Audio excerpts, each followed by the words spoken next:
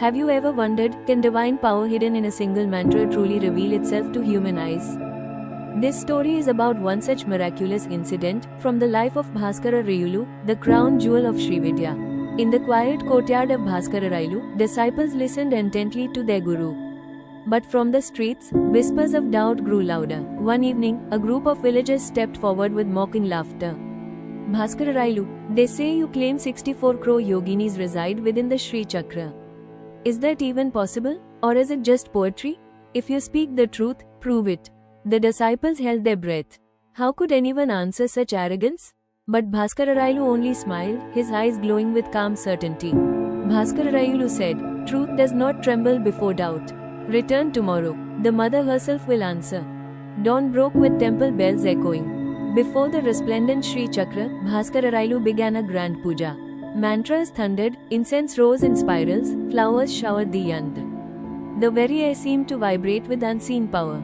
At the end, he gathered the sacred Abhisheka water in a vessel that shimmered like liquid gold. The doubters returned the next day. Their smirks remained, though curiosity tugged at their eyes. Bhaskara Rayulu welcomed them with serenity. Close your eyes, he said gently. Let the mother's grace open them. With careful hands, he touched their eyelids with the shimmering water. And then it happened. The sky itself split apart.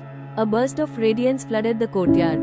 From horizon to horizon, countless yoginis appeared, blazing like suns, clad in divine ornaments, each carrying the power of a universe.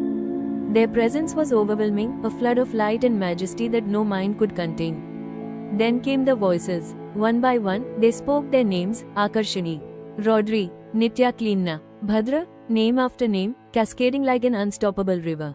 The sound multiplied, wave upon wave, until it was no longer sound but a cosmic vibration, shaking the very earth. The villagers collapsed, clutching their ears, trembling in terror. Stop, they cried. Forgive us, Mahatma. We mocked what we did not understand. But Bhaskara Rayulu stood unmoved, radiant in the storm of divinity. Raising his hand, he prayed, O yoginis, your glory has been seen. Return now, so that faith may remain without fear. And just as suddenly, the skies grew calm. The yoginis dissolved into golden streams of light, vanishing into the Sri Chakra.